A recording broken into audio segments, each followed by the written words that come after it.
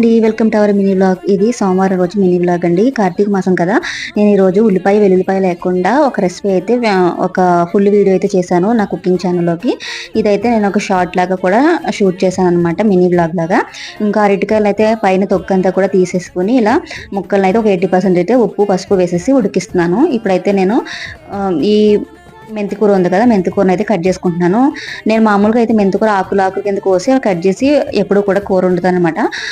Last time ఒక YouTube ఛానల్లో చూశాను, ఇలా మొత్తం ఇలా ముక్కల కింద కట్ చేసుకుని అదే కాడలతో సహా వేసుకుంటే బాగానే ఉంటుంది అనేసి, సరే అని ట్రై చేద్దామని చేశాను. బట్ కాడలతో కాకుండా ఆకులతోనే బెస్ట్ అని నాకు అనిపించింది అనమాట. అల్లము పచ్చిమిరపకాయలు వేసి కర్రీ ఫ్రై చేశాను. టేస్ట్ అయితే చాలా బాగుంది అనమాట.